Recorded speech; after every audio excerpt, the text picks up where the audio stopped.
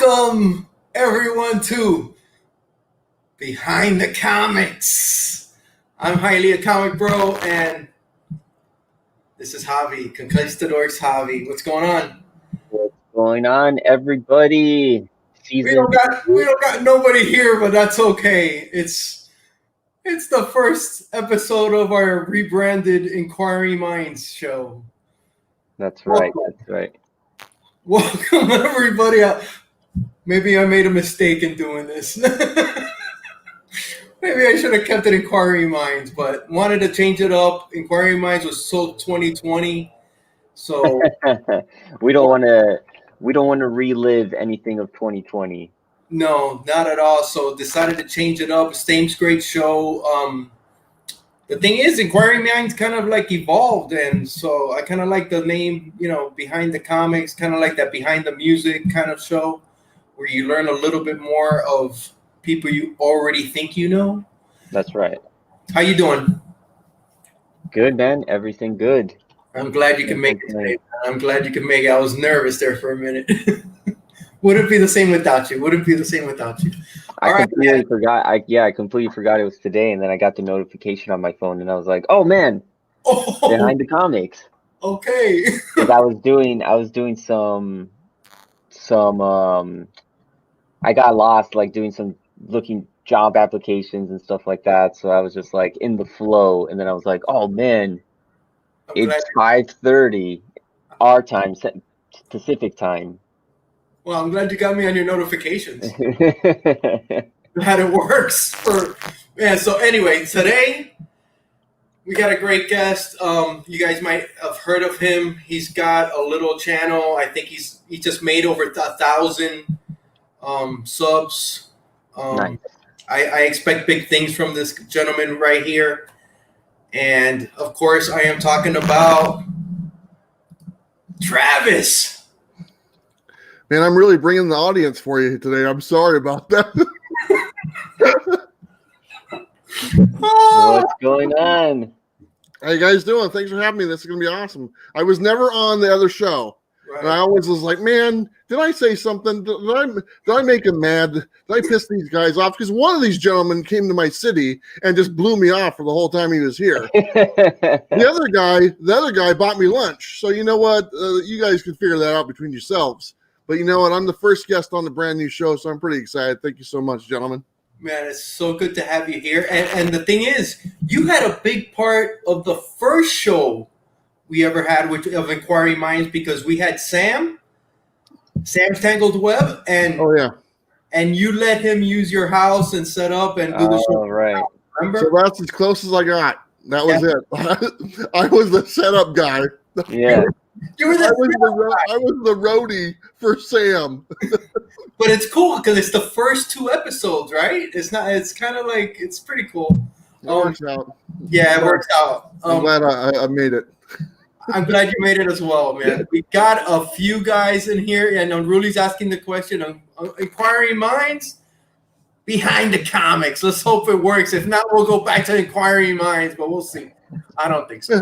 But, you don't change the formula of Coke. Oh, okay. All right. Never thought about it that way. And of course, I got a motorcycle going right by me. What's up, D? What's up, Louie? What's up? What is going on, guys? Thank you for coming. It's Mr. Bill Miller. What's up, Mags? What's going on? Awesome, man. Thanks for showing up, man. Guys, thank you so much. Man, I've been going back and forth all day. Where do we begin? And you know what? I was going through your channel, and it's a ton of stuff to go through. Uh-oh. But I watched one of your videos. What is it? Top 10 things you don't like about comics? I believe that's what was the name of the video. It was Pet Peeves. Pet Peeves. Do you remember, is your number one? Well, it's the one you started the show off with. Is that still one of your main pet peeves? Do you remember that? It was tape. Wow. Tape. Tape was number 1. Number 2 was the butterfly ears on the bags. Oh yeah. That was, and the double butterfly. I called it the double butterfly when both are sticking up. Right. I can remember those two. I mean, I can remember the other ones that were in there. Grading comics, digital comics was the last one, and like all the variants and stuff like that. All the huge arcing story arcs. That was another one. Yeah.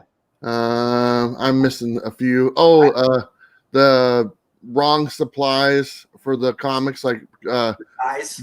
Golden Age bags used for Silver Age or stuff like that. So I yeah, just that was a long time ago. It was a long time ago. I just love the way you started with the tape because that's probably one of my biggest pet peeves, and I pretty much done away with it. Went with the painter's tape, and I'm so happy I did. Yeah, I still. That's funny. Here, hold on 1 second. Yeah. Here is the actual tape dispenser, and I actually still have the label on it from the video. It says tape with a sad face. Nice. And that's actually from the video from 3 years ago. You kept it on there as a reminder. Yeah. My nephew would come over. He'd be like, "Why is the tape so sad?" And I go, "It just is. It's just sad tape." It's funny that you still have it though. It's still really funny. One other video I saw, man, that I had never seen. I had never gone that far back on your videos, and bro, the one that you had with Jeff building a box. Yeah. It took him 8 minutes and like 25 seconds to build that box. Yeah, I know. His mom gave him so much crap for that. Oh my God. I mean, he honestly, I mean, all comic book boxes are just different size file boxes. That's all they are. Right. Yeah. And but he's never put a comic box together. And I told him, I said, we can only do this one time because if you have to redo it, it's not going to look natural. Right. And buy another box. Yeah. And so he's like, all right, so we'll just roll. And then his mom watched it like the next day, and she's like, you can't even build a box. And she gave her so much crap for it. She goes, all it is a file box, and you couldn't even figure it out. And I was like, I felt bad for him. Who was he? Who is he? Who's Jeff? That's my nephew. That's your nephew. Okay. Yeah. All right. Oh my God. He must have hated you. That's my sister's oldest son.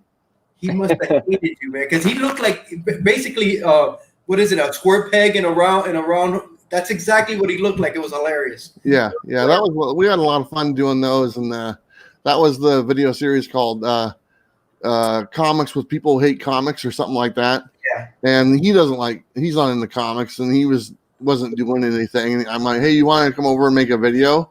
And he's like, sure. He goes, what do you want me to do? I go, nothing. I go, just sit there and look miserable the whole time.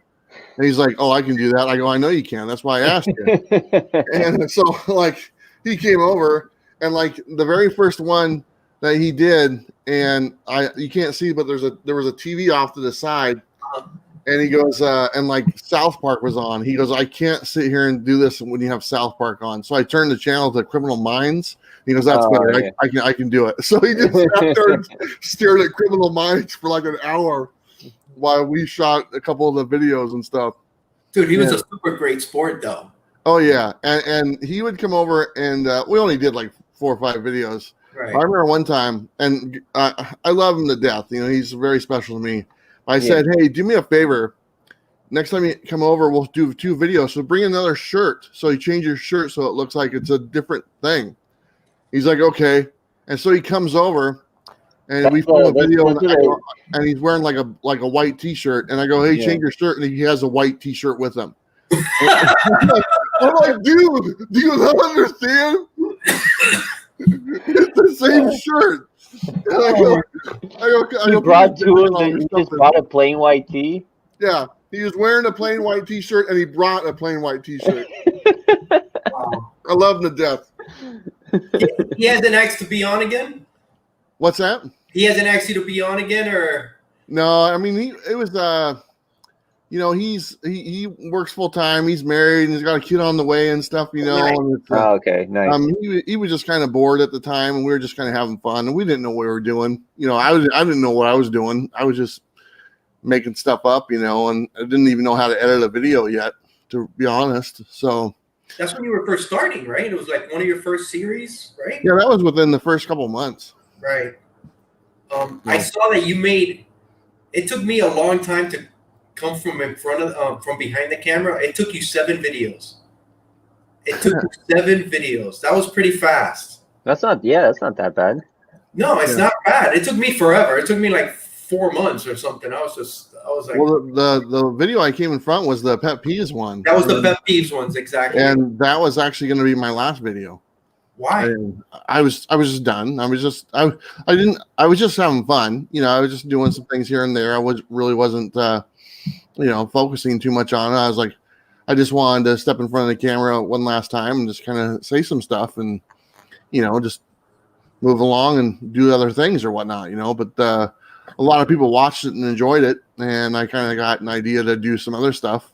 Nice. And then it kind of came from there. And like, I can remember that night when I put that video out, I won someone's 1,000 subscriber contest. Nice. And I can't remember the guy's name, but he's like, "Oh, you won." I was like, "I did." And he's like, "Yeah." And he sent me like a package of books and stuff. And I'm like, I'm gonna do an unboxing, but I'm just gonna I'm not gonna show the books. I'm gonna take the whole time and just open the box with a big huge sword, and then I'm just gonna leave the book sitting on the table and go, "There you go, that's it." And then that's gonna be the video. And I'm like, "Okay, I'll do that."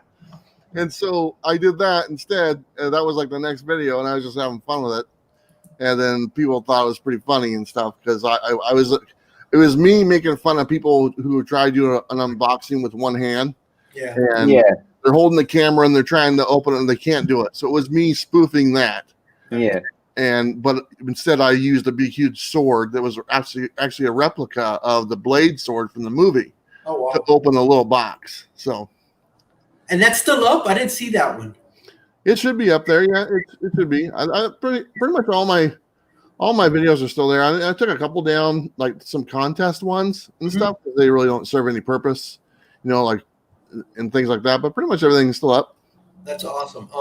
So you had no idea. You just did this for on a whim, just to do something, and it's just stuck. Yeah, that was it, man. I was sitting. I wasn't doing nothing. I was just sitting home, literally doing nothing. And he went to a comic shop, bought some comics. They just opened up in the area. Nice. And came home and typed in comic books on YouTube and saw a bunch of people doing that type of thing, showing comics and stuff. And I was like, I can do that. I can make a video of that and stuff, And you watched it sounds like you just watched some of my older videos. So all it was just my hand showing some books, And then I was like, I think it was like the 5th video. I did one like, books to invest in. And that was really funny because like that video didn't do anything for like 3 months. And it just sat there with like a couple hundred views. And then like after the 3rd month, it hit something. I don't know what it was. And one day it was at 200 views after 3 months. And then the next day it was at 1,000. Wow. And I was like, what happened? And it just hit a algorithm or something or they promoted it and stuff. And I was like, oh, okay. And then that kind of took everything off from that one video. So and now you can't go anywhere without stopping everybody in the comic book shop just by hearing your voice. Yeah, you know that firsthand there, don't you? Yes, I do.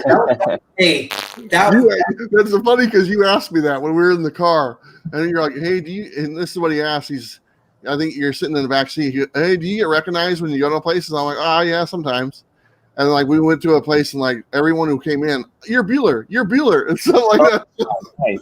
Was that Tate's? Was that at Tate's? Or? It was at Phil's. It was. Wow.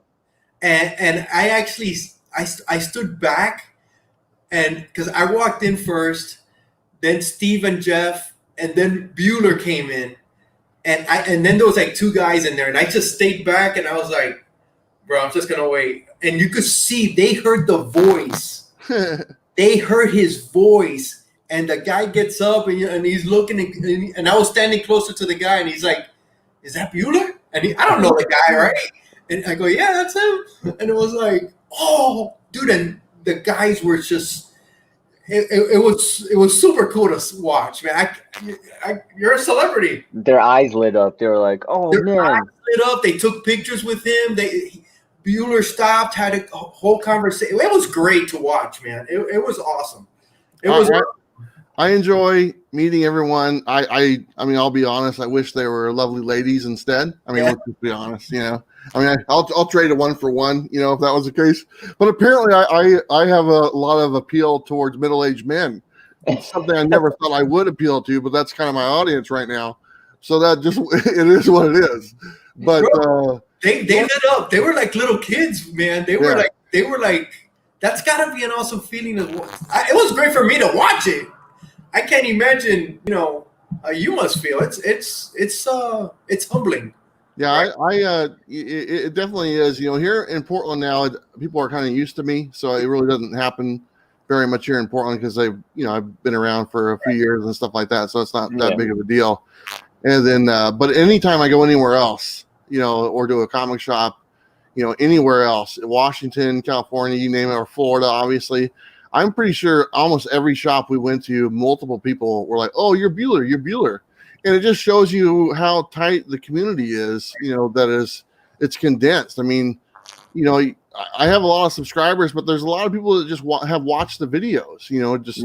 Throughout the last 3 years, and they're not really subscribed. They just have seen a video here and there. I mean, I think it was like last year over 1 million people clicked play on the video. Okay, I mean, or a million different times people click play. So is that 1 million separate people? No, but it's a large amount, And so when it comes to comic books, there's a good chance that that most people who collect comics have probably watched one of my videos right now. Definitely. Who've ever looked on YouTube, there's a good chance they probably see one of my videos.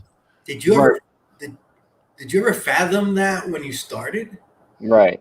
No, I mean, not at all, dude. I mean, it was here's the thing.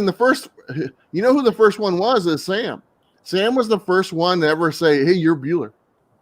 Wow.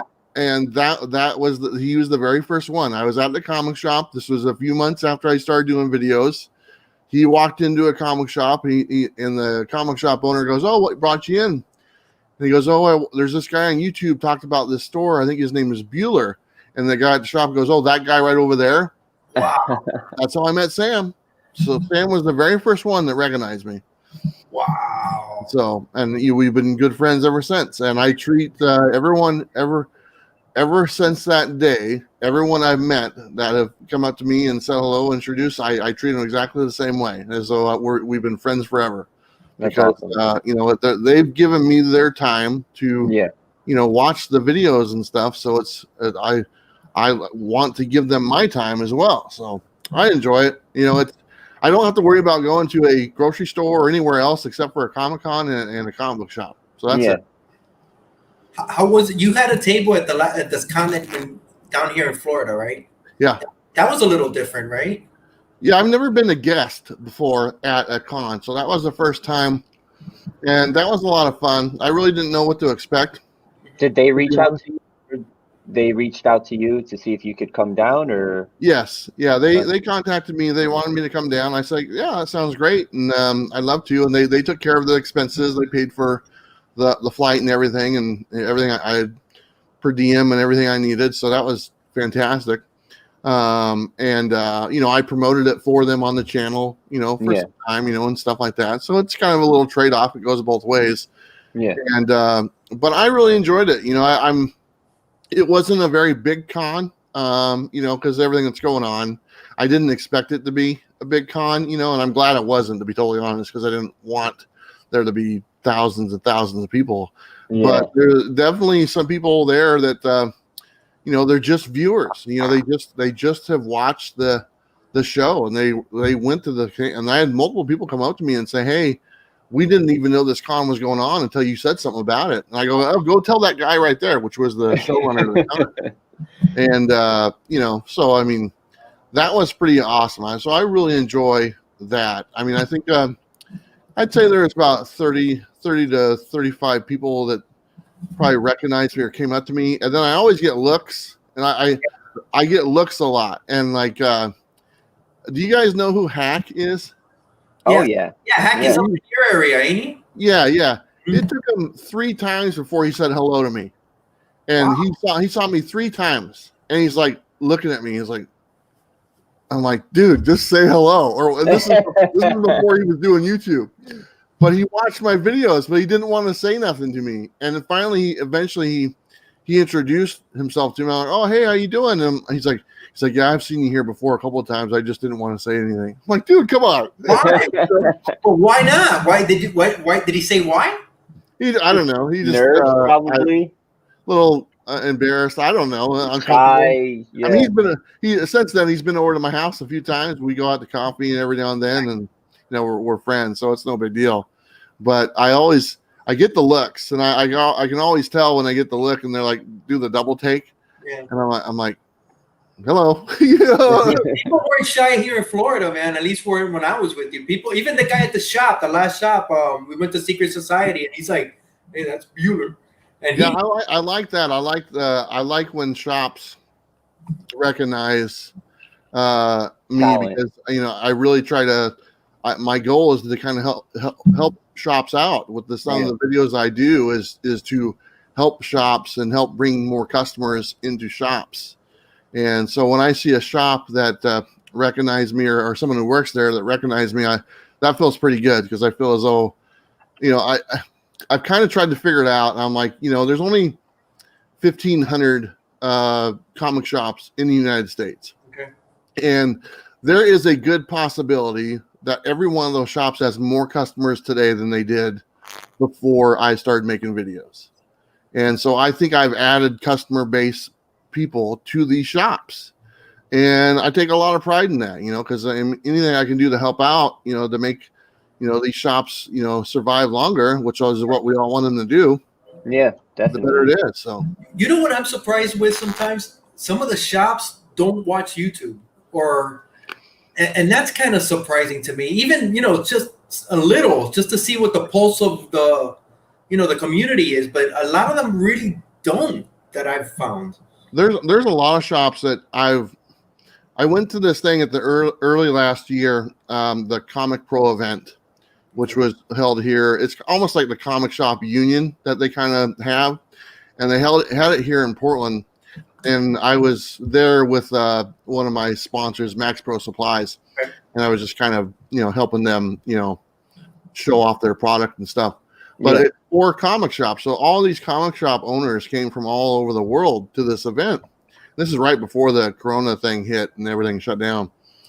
And I was surprised how many these shop owners that I talked to are literally have zero fingers on the pulse of what's going on. Right. Right. I was like, really? You really think that's what your customer wants? Because I'm pretty sure I can talk for most customers for comic shops, and stuff.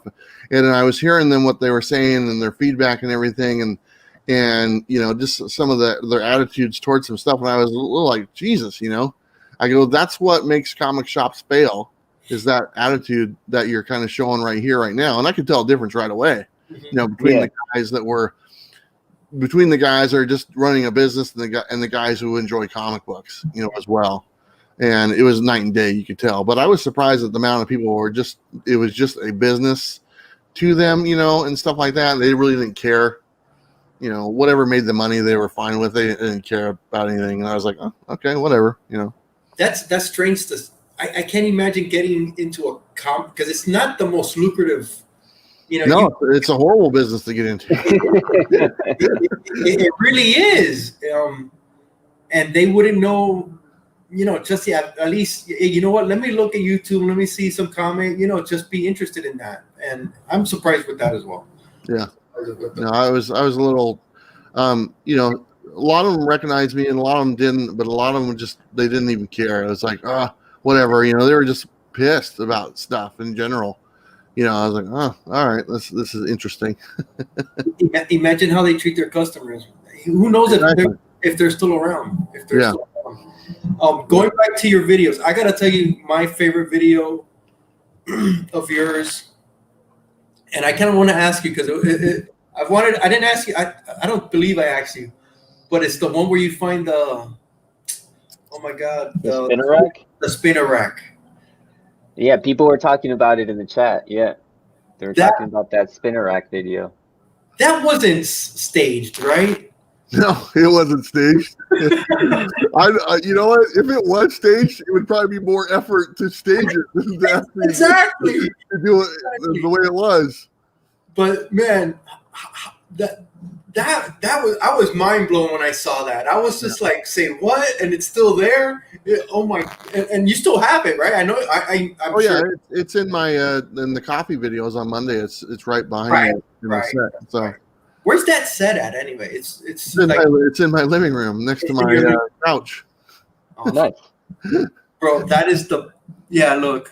Wait, the eBay. Oh yes. We talked about that when you were here. I know I asked you about that because I enjoyed those very much. I've done a lot of videos. I don't know if people realize how many different types of videos I've actually come up with, but it's a lot, and I have more. Most of the videos I come up with are very original. They're very, like there's nothing else like them, like that, and stuff. And then there usually is after I do it, and you start to see some stuff afterwards. Yeah. But for the most part, I've done a lot of different series and stuff that do really well. But a lot of times I'm just lazy, and that's why I really don't do them that much, to be honest. I mean, I have my basic videos I do every week, the coffee, the top 10, and the preview video. But I mean, the eBay versus Overstreet, the keys,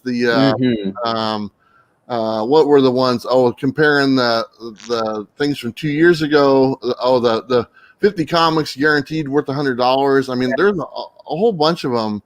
I think I have like 5 or 6 other video series that actually they all do really well, and if I need to do those, I could do them anytime I wanted to. So, but you've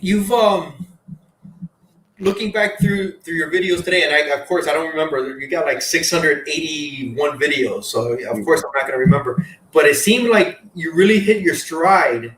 You were throwing. You had your ideas, and now you got your Monday morning coffee.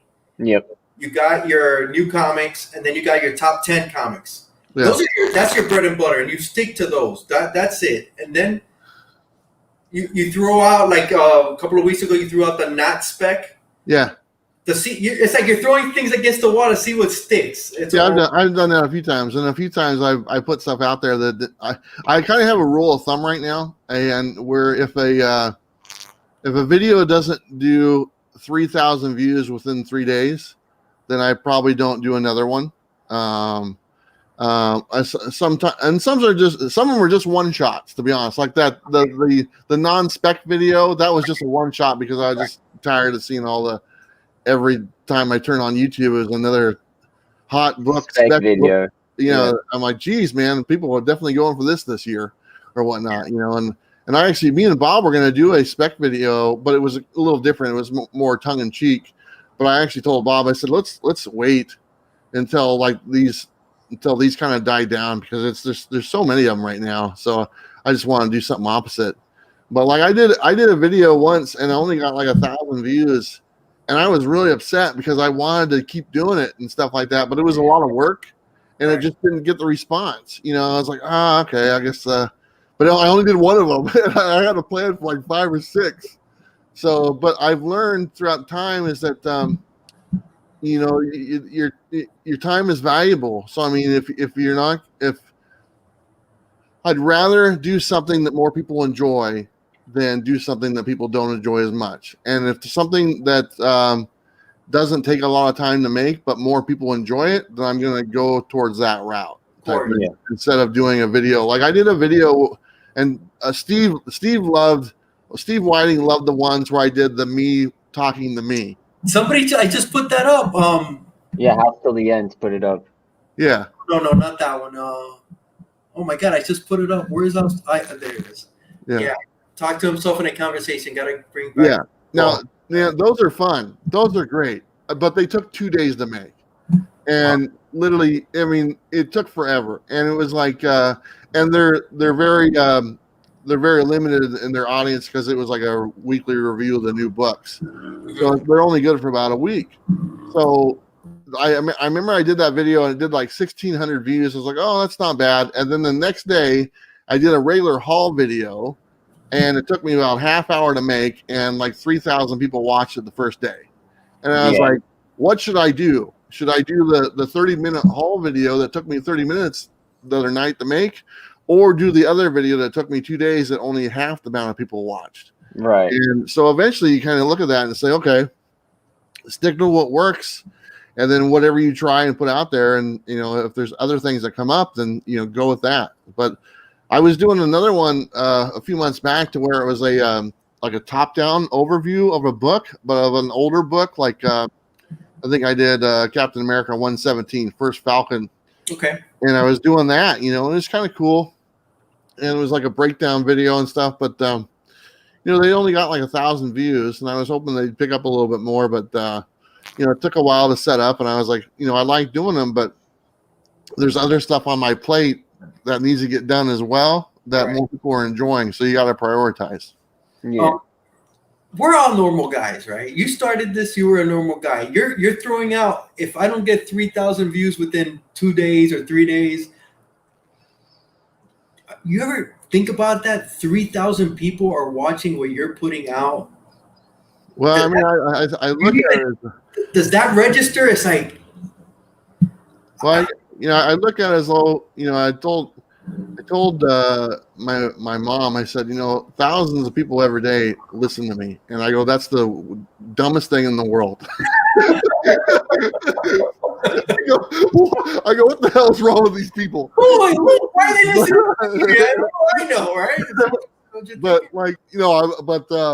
I find that very bizarre, but I'm very aware of it as well. And I want to put my best foot forward, and then I want to be proud of the things I do, and whatever I can do to help bring people into the hobby, because I know a lot of people find my channel at the very beginning, okay, when they're getting back into the hobby, and then they kind of go a little bit deeper down the rabbit hole, and they find channels like yours, or they find channels like John's Comics with Kids, or other people as well.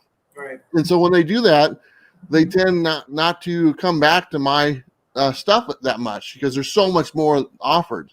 So I kind of look at it as though I'm kind of the guy at the doorman, holding the door open, saying, "Come on in, come check out what's in here."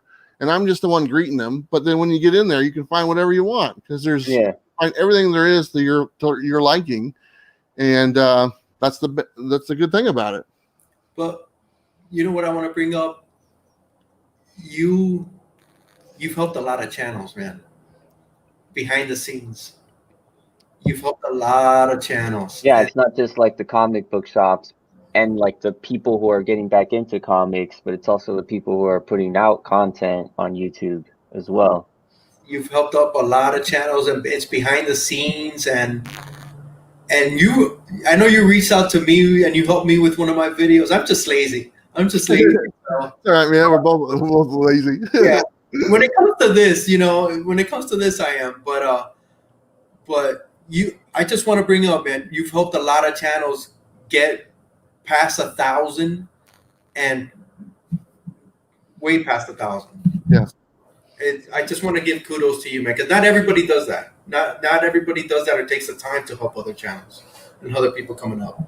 I enjoy it. To be totally honest, I kind of look at it as you're dropping the pebble in the pond, and it's ripple effect. So if I drop a pebble and it motivates someone to do something, or if I can help someone and they go and they help someone or whatnot, it just kind of keeps and goes. I mean, I don't. I helped you with one of your videos, and I nobody knew that, but I like doing that stuff. I don't need the recognition. That's not what it's about and stuff for me. And I told this to someone just recently. This is something that I want to be proud of in my life. Yeah. I want to, when I get older, this is where I've left my mark.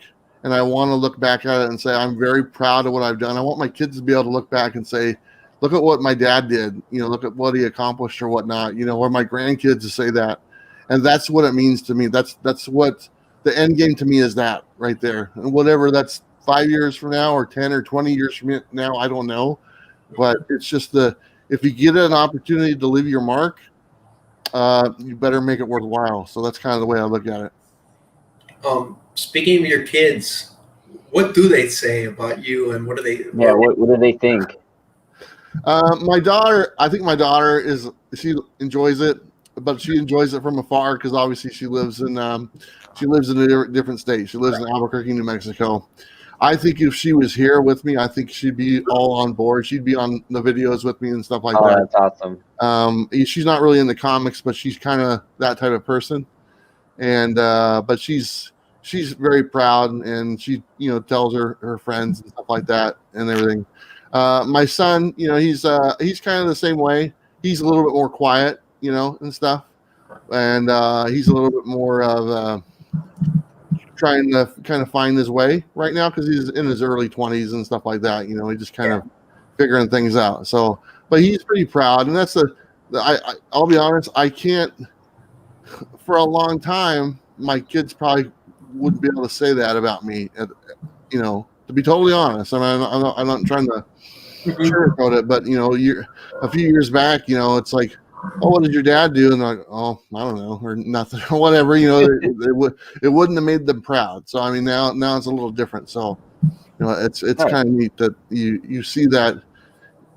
I see my kids look at me in a different light right now, and same with my whole family for that matter, not just my kids, but for everyone involved. Because just 4 or 5 years ago, I was probably more of a burden than anything to my family, and now it's changed. So it feels a lot better not being a burden. Yeah, it's a great way to put it. Yeah, that's growth, though. Yeah, dude, that is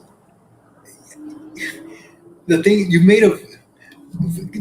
I don't have almost 17,000 video subs. I'm nowhere near. I'm a little one of the little ripples, and it's changed my life being on here. I've made so many great friends, and this is.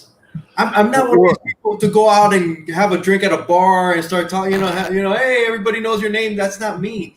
This is the first time I've ever really had this. Well, think of the Florida crew. Okay, think of all your friends right there. And before YouTube, were you friends with any of those people? No. Okay. Look at what that's done for a lot of people. Yeah. All these people have met people because they've gotten on YouTube. Now, like I said, a lot of times I feel as though I'm holding the door open and letting people come in, and then they just find people, and they find Steve Whiting, who was just leaving comments in my video, and then all of a sudden, he's in other people's video chats, and he finds out that you guys live in Florida, and all of a sudden you guys are friends and stuff like that. It's things like that. It's the ripple effect. It's just huge. And, it comes from all different areas, and it's just awesome because nobody has to, there's no single ship in the sea right now. We're all connected. Yeah. And it's one big community family, whatever you want to call it. So it's pretty awesome. And then to find the people in your area, to find the Sams, the Bobs, the Sleepy Readers, the Comics Will Break Your Heart, Jennifer, all in the same area, here in Portland. I mean, that's pretty cool. We're all friends now. Hack and Agu and all these guys. So, I mean, it's pretty cool, man. It's brought a lot of people together and a lot of great friends. You can see it when we got together. I mean, we've never met, but man, it felt like we've known each other for years. Yeah. And we just rolled around Miami like we were the kings of the county, man. It was awesome. I gotta tell you, I get giddy just when you guys were coming down and I was driving to meet you at the shop. I was like a little freaking 12-year-old. Yeah, you almost ran me over. I almost ran you over. But I was giddy. Oh man. I was the same way. Everyone I meet, I'm the same. I mean, especially you guys who I've talked to and stuff like that, and have a little bit of rapport with, and stuff, because we've talked many a times and stuff, and that's the first time meeting Steve and Jeff and all them, and it's just awesome. How was it when you first met Steve? I wish I would have been there because I know you guys have a cross country bond. Yeah. I mean, here's the thing about Steve. I'm like waiting outside the convention for him to show up, and I'm like, the convention already started, and people are going into the convention. I'm like, where the hell is Steve? Because I have his pass for him because I took care of his pass and stuff. Right. And, you couldn't go inside and not get it. Yeah. Not get it. So like people are like, I'm like getting phone calls like, hey, are you coming to the table? I'm like, yeah, I'll be there in a minute. And Steve's like holding me up and stuff like that. So finally, after like 20 minutes, I finally go back into the convention and I to my table. Then I think I got a message from Steve and I saw him coming. And so I ran out there to get him his thing or whatnot. And of course, Steve, he goes, I appreciate that, but give it to Jeff. I'll pay for my own. Because that's how Steve is. That's Steve. And I'm like, okay, but it's the social distancing thing went out the window right there. It was hugs all around, man. It was. I was like, I don't care. I mean, obviously, that's in the past we're all healthy and stuff, so we're fine. So that's great. Yeah, right. But just seeing him and Jeff and Stay Puft, I love meeting the Stay Puft. He's one of my favorites and stuff. And and especially since everything got crapped out on MegaCon, and to put to end the year with something positive like that, it felt pretty good because everyone was supposed to meet at MegaCon. It all went to hell and stuff, and now finally I get to go to Florida, and I extended the trip just to stay and see you guys. Nice. It's like I was supposed to leave on Sunday, and I asked him. I said, "Hey, can I stay an extra few days? I'll take care of it, and my buddy will put me up and stuff, and rebook the flight." And they're like, "Yeah, that's no problem." So those extra days were there to stay and to meet you guys. So that's awesome, man. Because I could not make it up there. I just didn't have anybody to go with, and it is a 3.5 hour to Steve's house. It's like 4. Yeah. And Avi just moved away, and I really didn't have anybody to go with. So when you guys came down, dude, and I was like, oh my God. When Steve asked me, hey, what are you doing tomorrow? I was like, oh shit. When Steve asks you a question, the shit's going down. Yeah.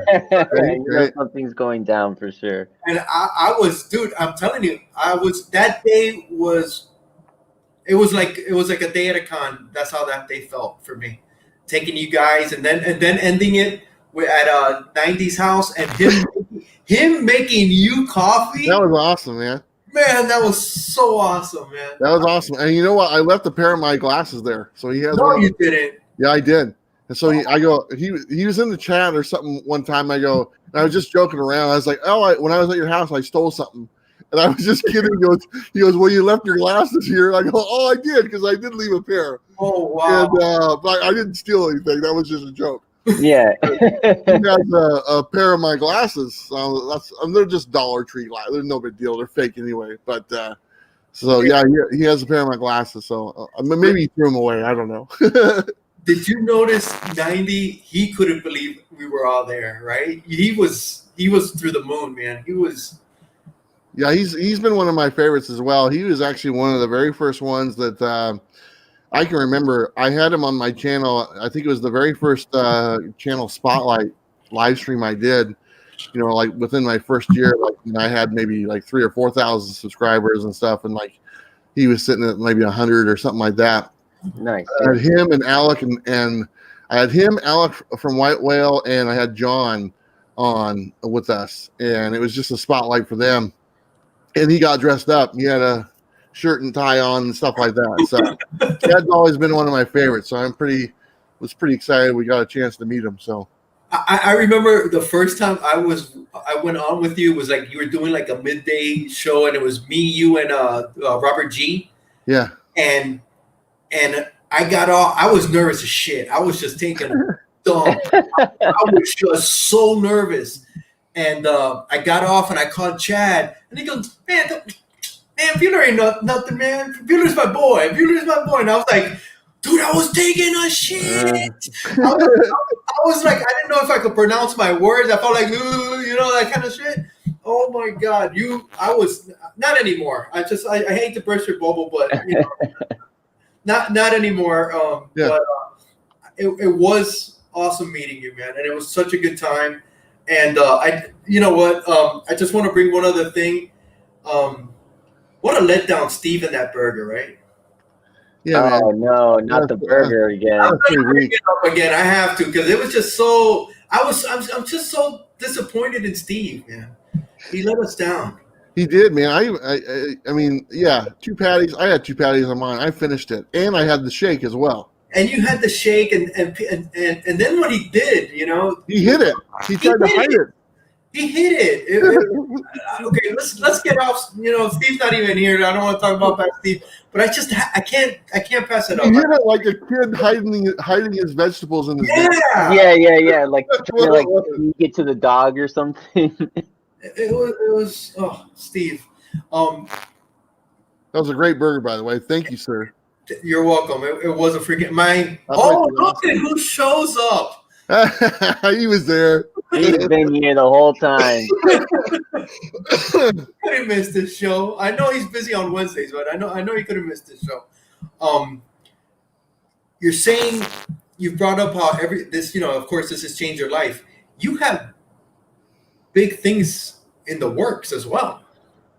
Yeah, I always got things in the works, and you know, so there's some things that are just right around the corner, and then there's some long-term goals, you know, like around next year's time. And I'm actually, you don't mind me talking about the long-term one? No, man, go for it. Yeah, go for it. That's what we're here for. The short-term thing is we're going to be doing a starting. We haven't worked out a date, but it's going to be myself. It's going to be Bob, Sam, Sleepy Reader, Hack, and I think Jennifer. The Comics Will Break Your Heart. Okay. We're doing a comic book swap meet at my house, and it is visitor's choice. And what that means is all these books that you see behind me, and then about another 20 short boxes to my left. 20. And they are all up for grabs for people that come over for this swap meet. And what it is, it's visitor's choice. So all they need to do, it's 1 for 1, and they can trade in whatever they want and pick out whatever they want. Wow. So literally, Sam could come over with 10 copies of Turok #1, and he could pick out any 10 books that he wants from my collection. I don't care. And I'm doing this for all those people so they can find stuff that they want for their collection, and they can dump whatever they want on me. I'm curious to see what they dump on me, and I'm hoping that they get some good stuff that they want for them. So are you filming this? Yeah, I'm going to be filming it and doing a bunch of stuff, so it's going to be a lot of fun. But nice.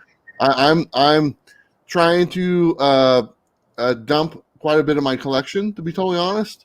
And I think this would be kind of a fun, interesting way to kind of help out people's collections and stuff. Yeah. So, I mean, like I said, if they come in here and like there's the second appearance of Deadpool right down there, and if they want that, they can trade me, like I said, a Turok #1 for that. I don't have any say in the matter. It's visitor's choice. They can trade whatever they want for whatever they want. How did you come up with this? I just was laying in bed one night and just thinking about it. I just write things down all the time. But you're not really dwindling down your collection because you're getting a whole bunch of 1 for 1. My goal is to eventually just, you know, have this dedicated part of the collection as like a revolving door, because whatever gets traded in, I'm not going to keep. I'm just going to leave them in those boxes, and we'll do it again next month. And maybe some other people will come over and we'll do it again or whatnot, you know, so it'll have a revolving inventory every time that they do it. And they can, and I told them, I said, you guys can bring as many books as you want. So if you bring 100 or 200 books, you can swap out those 200 books for whatever books you want. And so 1 for 1, whatever you want, you can take and trade. The only thing I told them is, I don't want more than 3 copies of the same thing. So I don't want 20 copies of Turok #1. Oh yeah, the same. But if they have #1 through 20 of Turok, or #1 through 20 of the New Warriors, I get stuck with the 1 through 20 of the New Warriors, you know, and they can get whatever they want. So it's going to be kind of fun. I'm looking forward to filming it and see what you get. A fun time. Get out of it. Yeah, I mean, you'll definitely be able to say, man, it's like Hack will probably screw me. He'll probably give me a bunch of crap books. And that's okay. You know, I totally understand that. But I'm curious to see what like Sleepy Reader would trade in for what he wants, or what Bob would trade for what he wants. And so I'm that curiosity, that curiosity to me is kind of interesting. Do they have a preview of what you have before, so they have an idea? Or well, I mean, you guys have seen them. I mean, I've made videos about them. I'm dumping like almost, this is 2/3 of my collection that I'm dumping right here on this thing, and which I don't mind doing. So, but that's a short-term thing. We're hoping to do that probably within the next few weeks. I also had an idea for comic book poker, and I wanted. Nice. We are gonna. I have a lot of takers in this yet, but it would have to be local.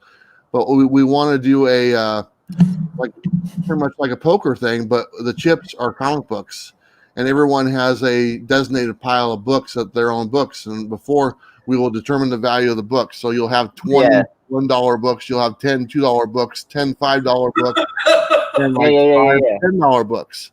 And that's so that's the chips are the books. Winner take all, man. 4 people around doing that, I think that would be kind of cool. That sounds amazing. The other one, I'm dying to see what everybody else brings. You know what? I'm gonna have faith in those people that are coming over. I think you do as well. Look at the community. Look how generous they are. That's why I'm not worried. That's why I'm not worried about it. Yeah, I'm not worried about it either way. To be totally honest, it's right. They're books in my collection. Yeah, I enjoy having them, but there's a Star Wars #1 right there. Right there, yeah. I see that. If somebody wants to trade, You know what you got to do is the good thing you're doing is you're filming it, so that's one that's going up for trade. Yeah, the ones behind me are all ones on the thing. So. Oh man, let me get in on some. There's a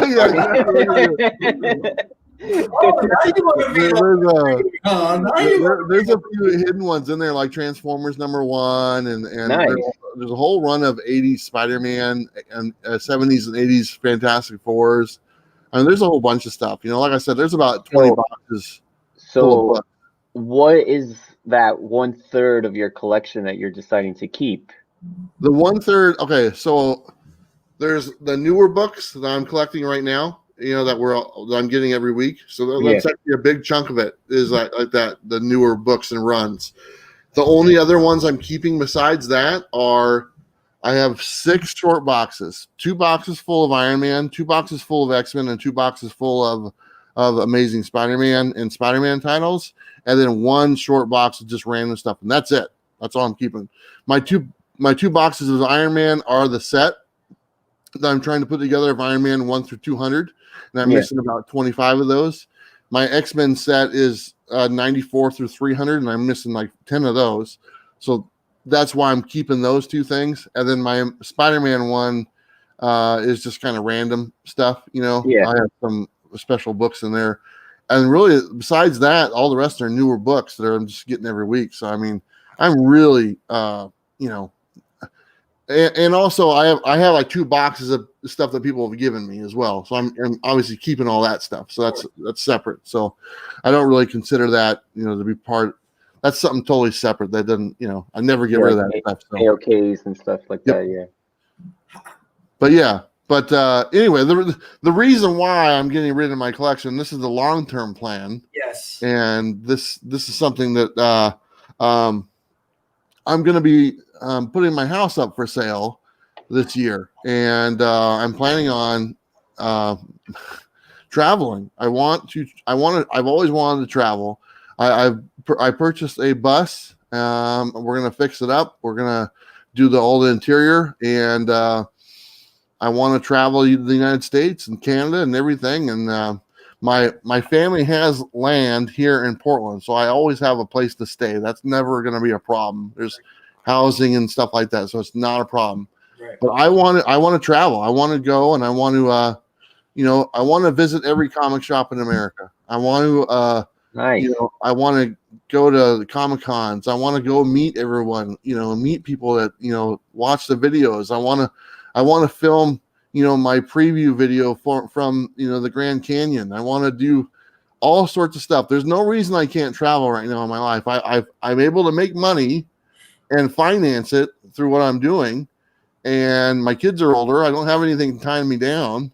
So, and I've always wanted to do it. So now is the best time to do it. And that's the end game goal as of February of next year, which will be my 4-year anniversary. That's when I plan on doing it. That's when I plan on. I mean, everything is kind of, this whole year is leading up to that, saving up money, getting things taken care of. And then February of next year is when, I turn the keys on and I drive off into the sunset, or whatnot. Just, I mean, I'm still doing my stuff, my videos, but, I'm just traveling and, going and doing my thing. And I'm really looking forward to it. It's just something I've always wanted to do. And my family's all for it. My sister's jealous as all could be. She's like, oh man, she's got her grandchild on the way. If that wasn't the case, she'd probably be joining me.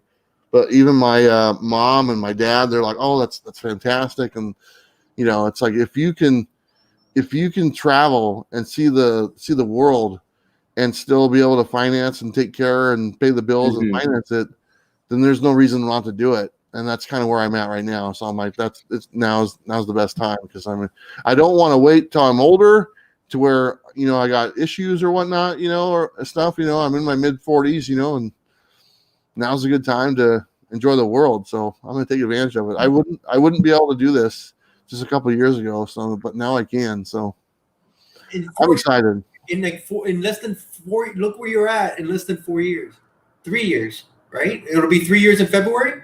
Yes. February 10th is the 3-year anniversary of the channel. Nice. Wow. A lot of hard work though. A lot of hard work. You work at it. It's fun work. That's the thing.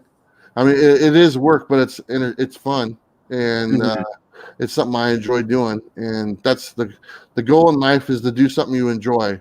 Yeah. And if you can provide for your family doing the same thing, then it's icing on the cake.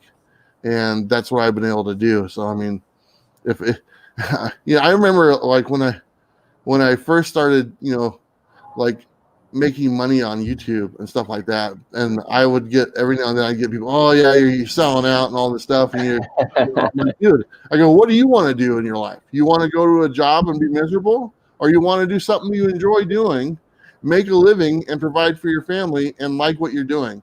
Like, right. I want to do that. And I go, well, that's what I'm doing. That's the dream. That's the dream, right? Yeah.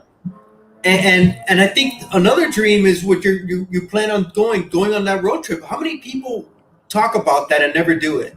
And just just get in a. My wife tells me about it. Let's buy a camper and just take off. It's like, no. We're not there yet.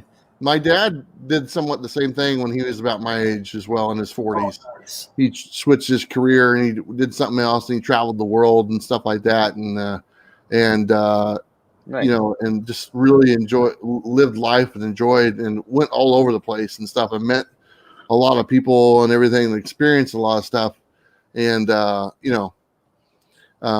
it worked out really well for him. It didn't work out good for his marriage, because that didn't last too much longer after that.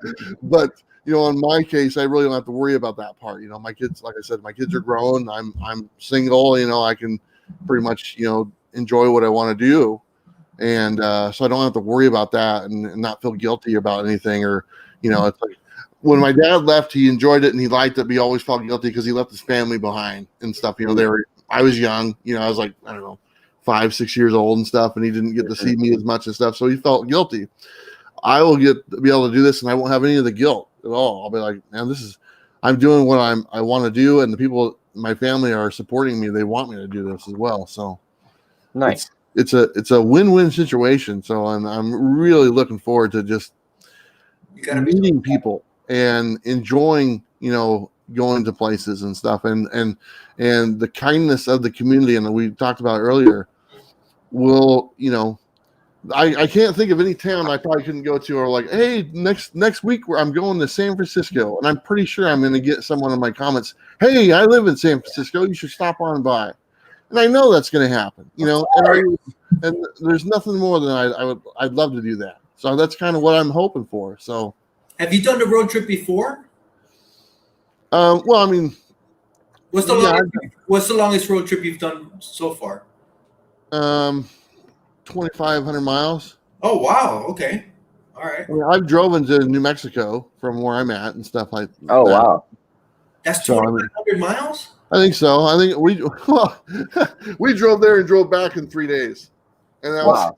it was stupid. God. Maybe 3 or 4 days, but I mean, I like driving, and I grew up driving bigger rigs or whatnot. I learned how to drive a boat when I was a little kid and tow a boat and all that stuff. So I'm pretty comfortable, with a bigger rig and everything, and just going and seeing things. I grew up in the country and the city, so I'm a little bit of both. So I can handle the country, I can handle camping and all that stuff, and I can handle the city as well. So I mean, I can fish. I don't like hunting. That's not my thing, but I can do all the other stuff. But I'm right now I live in Portland. Just right down the street. Not Portland's not a huge city or whatnot, but Right. Did you grow up in Portland? Did you grow up in Portland? In the outskirts of Portland. Okay, so you've been there your whole life. You're in that area. Yeah, I mean, I could get to downtown Portland within 10 minutes. Yeah. So, but yeah, I'm really looking forward to it. I'm looking forward to. That's awesome, man. The house I'm in, me and my sister own it. I own the house. It was left to us by my grandmother. She's all for it. She's sell it. We're gonna give a chunk of the money to my mom and everything, and stuff, and then help finance some of the other things. But there's a lot of things I got to get squared away, just on my end, to make everything happen. So, but sure you're gonna do it right. You're not doing it hastily. It's over a year away, and it's been over. You've started, way before now. Yeah, I mean, it's something I've been working on for a few months now. And it's the reason why it's so far away is because honestly, we got the COVID thing going on, and really, we're not going to be back to normal till probably next year. Yeah, hopefully, fingers crossed, right? Yeah, I mean, so that's kind of what I looked at. I'm like, you know what? There's still no Comic-Cons really going to be happening. There's still limited. Here in Portland, everything's still closed. They really don't have an open date. And the vaccine is going out now, so that's going to help. But it's going to take a while for things to get back to normal. I want to be able to travel and not have any restrictions about these places aren't open or these places aren't available and stuff like that. I want everything to be open and we can really go and enjoy and and have a good time. So that's kind of why I'm waiting that long to do it. So I also think it's a pretty good thing. So you do it right. You don't just you plan it. Is there a place that you really want to go? Is there like one spot that it's like, man, I've never been there, or a shop that you want? Hey, I've always heard about this shop somewhere. Well, I've always wanted to go to Mile High, Comics in Colorado. I meant to go there a couple of years ago, and there's a big, huge snowstorm. We couldn't go there. We were like, we're in Utah. We were going to cut over, and it was just a massive storm, so we didn't make it, and which is good because we would have got stuck halfway through. I've never been to really much of the East Coast except for Florida, like I just did last month. But I'd really like to go to Washington D.C. and see all the monuments and everything in New York and all that stuff, and go up there. Washington D.C. and all the museums I'd really like to go to and stuff. And nice. That's actually a place my son is always wanting to go to. So I might, when I get there, I'll probably fly him out there or something like that. We can go together or something. So. That's something I've never done. I've never been to Washington myself. Yeah, me neither. But I mean, like right now, like a perfect example, everything's closed. Yeah, everything is closed. Obviously there was a problem a couple weeks ago, but I'm talking about just the COVID thing. Everything's been closed. You can't go to all these places and stuff like that. I want to, when I start doing traveling, I want things to be open. I want everything to be there. You don't want to be stuck in the bus, right? Or it's gonna be. I mean, I have we have a. It's like an RV. We're gonna build it out. It's a bus. It's a short bus, kind of like for the handicapped kids or whatnot. The ones that you're like, man, I hope that's not my bus. But, the short bus, yeah. That's not my bus, is it? I'm sorry.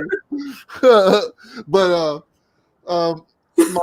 my brother, his wife is a bus driver, and they have auctions every year for older buses and stuff because they can only use them for a certain amount of time before they have to get new ones. But they're still good. They're still really good. And so we purchased one of those, and we're gonna gut it out, and we're gonna build it, and we're gonna do the whole deal with the little kitchen and the bed and everything and stuff. We have a blueprint. I think that's what I'm trying to think of, or a diagram. So, but yeah, we're looking forward to it. My sister likes doing that stuff. She's a contractor, and she's been wanting to do something like that on a vehicle. She bought a RV and she ripped it up. She ripped it all. She gutted it. There was mold all over it. She couldn't use it. She's all disappointed. So she's really looking forward to doing this. So nice. That's awesome, man. She's helping you out, like clean up the bus, and dude, that's gonna be sick. Yeah, she's a big you sister. You should put your own little like comic book cubbies so you can like. Oh, I already got plans, man. Pull out your short boxes. I got a retractable green screen that's gonna be really cool. Oh man, that's awesome. People were saying it. They were Connie A, who's in here in the chat. She was like, "Comics with Bueller on the road." That's right. I mean, I really enjoy. I watch a lot of that stuff on YouTube, just as far as the travel stuff like that. You know, and a few of them are friends of mine that I've talked to and stuff. And you know, I if I could do that, that's what I would be doing. You know, if I could afford it, you know, to do it and pay for it and stuff. And now that I can do it, that's kind of what the plan is. So. You know what? If you have free time and if you're interested in doing it, you could even record the renovation process of the bus, because people are like totally into that as well, and see how like you're making it all come together. Yeah, I think I'm going to use a lot of my other channel for doing stuff like that, and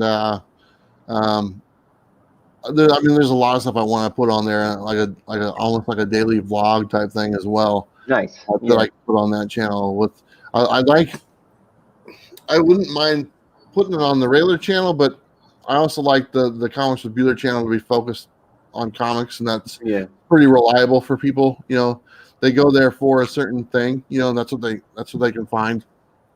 And I don't want to make it too, kind of branch out from that. I want it to be what it does. So it's all about comic books. Has comic books taken over your life? Do you have other interests besides comics? Are you into sports or? Yeah, man. You never invite me on that NBA position show. I'm sitting there watching that. So you are a sports fan as well? Well, I'm a basketball fan, but I'm a sports guy. I mean, I pretty much every sport I ever played, I was good at. I was better than average and stuff, you know, and because we have a lot of athletes in my family. And but as far as what I watch basketball mainly right now. So you're a big dude. Yeah, I'm not as big as that one guy, but I'm bigger Brian? than Brian. Yeah, he's not as tall as Brian. Immediately as you said it, I was like, "Yep, that's Brian." He's talking about Brian. Yeah, I think I'm not. I don't know. People think I'm bigger than I am, and I guess that's okay. I guess, but I'm tall and I'm big, I got some weight to me or whatnot, but I used to be a string bean a long time ago, so I don't mind having a little bit of weight to me. Not this much, but that's all right. How did you get into comics? These collectors that you got it into it when you were a kid and you got family and you got away from it for 20 years. Yeah, same thing. I mean, it's the story, right? It's a very common story, really. Yeah. It really is. It's you're into it as a kid. Things come up in life, and you just kind of have to step away and take care of it, and you marry the wrong woman, and all of a sudden you're not collecting comics anymore. And then eventually you stop being married to that woman, and then you're like, man, I can do stuff I like now. And then,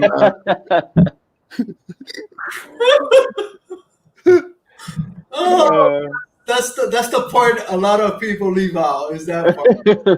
Let's be honest, man. That's what it is. That's what it is, dude. That's totally what it is, bro. You get your freedom back. I started a family. I had kids. No, it's something else. And you just Yeah, that's the way it goes. No, I mean it was just you know, I come from a very big family. None of my family was in the comics at all. I have seven sisters and 4 brothers. Oh, And, wow. I'm the youngest of all of them, and Wow. none of them were in the comic books. And you know, they were all quite a bit older than I am. I was like the runt of the litter and stuff. And at least there's not really a big difference in age now, you know, because we're all adults. But you know, Yeah. when you're a kid and you're 5 and your oldest brother is 11 or 12, there's a big difference, you know, and stuff like that. For sure. And but yeah, none of them were into it, so I was just kind of you know, just they'd all go do their thing, and I would just go to the store and get some comics and read them and stuff like that, you know. And I was always smaller than all of my brothers and sisters, so I was like, you know, trying to be tougher than them, you know, for superhero or whatnot. And the fun thing is, even though I'm the youngest, I'm actually the biggest out of all of them now. So it's like, you know, they can all kiss my ass. So but yeah, no, I just got into it as a kid, stuck with it for a long time. I was selling books in my teenage years and all the way up until pretty much before my kids or when my kids were on the way, or my daughter was on the way. That's kind of when I dumped everything and went the other direction. And then, you know, years later, I mean, it's 20 some odd years later is when I got back into comics. I mean, literally right before I started my channel was like when I got back into comics. So it's like within that month, I bought comics for the first time in 20 years. And then I was making a video about it. So that don't make no sense. I'm sorry. It's just it's not usually. Like I said, I wasn't doing anything at all. I was just sitting there. But you got okay. But just hear me out. You get into comics and then you're making videos.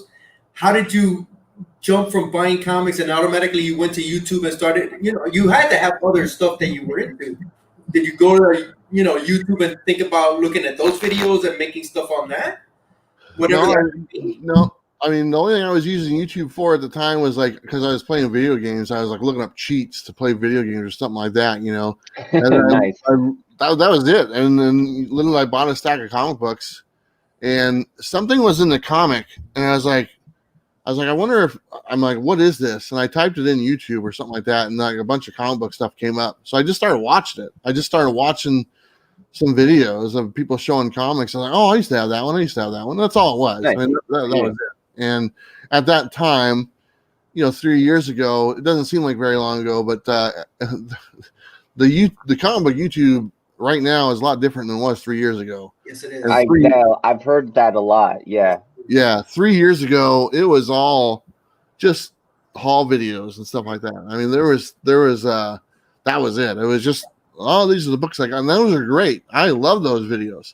And there was no live streams back then either, right? Not really. I'm very few. And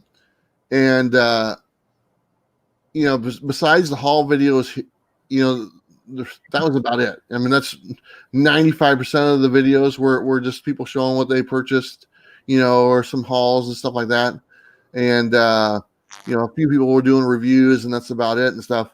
And that's kind of, you know, when I got into doing the videos, and I just sat down and I was like, okay, if 95% of the videos are this type of video, what can I do to stand out from those videos? And that's kind of where I just kind of started coming up with things, writing them down, trying this, trying that, you know, and everything was a little different, you know, a little different spin on it, you know, a little, you know, I did the sign language. Did you see the sign language one? Yes. Okay. Yeah. Nobody's ever done that. And I'm like, okay, let's do a haul video, but let's do one with sign language. And I'll have my niece come over and she'll do that. Or let's do it in a black and white upside down video, and we'll call it like Stranger Things. Let's do this. And it was just literally just like trying to come up with something different.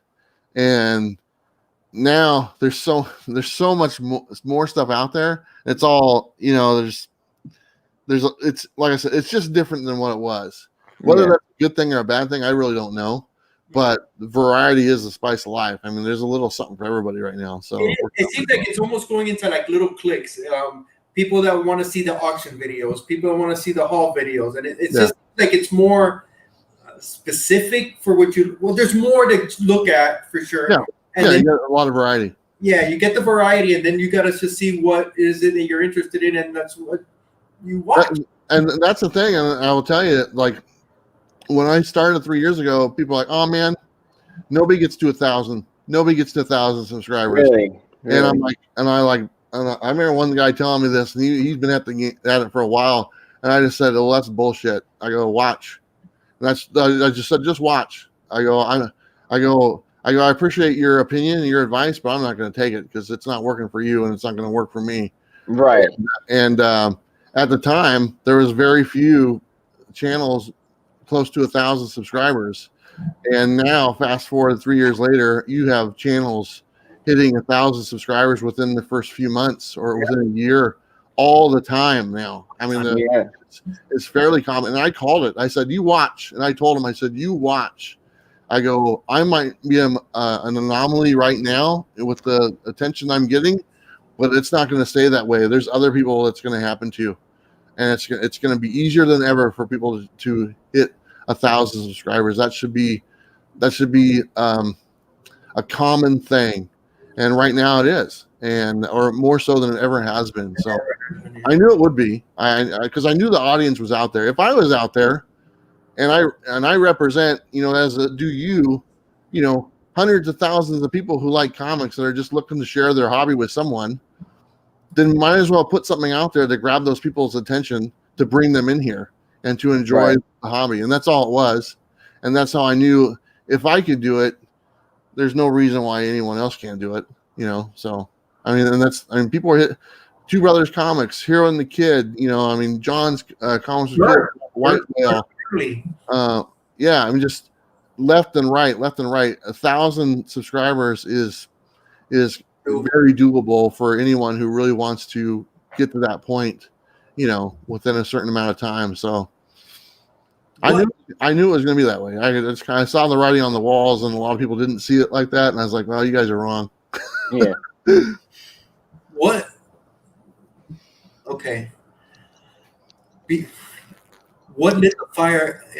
What lit the fire in you? Because before this, you said you felt like you were a burden to your family. Why did you ever feel this passionate about something you've done, or is this the first time that's something lit? Really, like dove into something? Yeah. Yeah, because it seems like before you were down on yourself. You felt like a burden to your family, and this came along. Why? What made this blow up? I don't, I guess that's what I'm trying to get at. I've had jobs that I've been successful at, and stuff like that. But sometimes the jobs, I'll just be honest, maybe I took an easy route to get there, to find that success. Right. And it worked out good, but you know what? It was it just is what it is. But when it came to this, and when the bottom line is, it's my name from the very beginning, from day one to the very last day. It's nobody else's but my name and my reputation that I'm putting out there, and it's up to me to put my best foot forward and to kind of do whatever I can to make sure that it's a good, like I said, leave a good mark. And when I kind of sat back and thought about that after about the first few months, when I started getting some attention, I was like, you know what?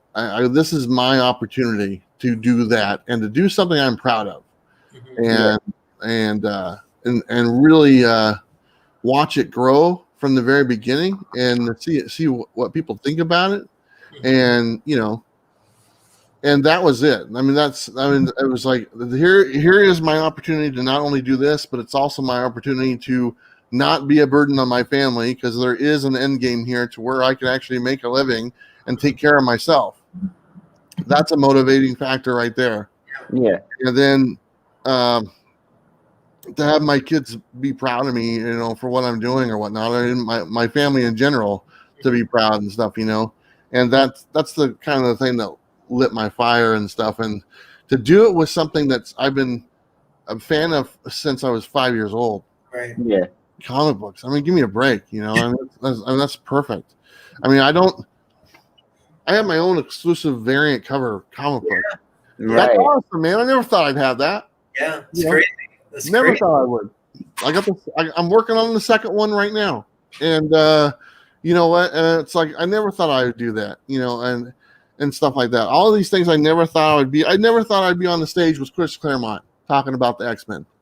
Wow. Never thought about it. He's my favorite writer of all time. Never thought I'd share the stage with him, and I've done it. And I was like, okay, that's pretty cool, you know. And it's all these little things. I just said to myself, I'm not going to say no. I'm just going to say yes. I don't care if I'm uncomfortable. I'm just going to do it.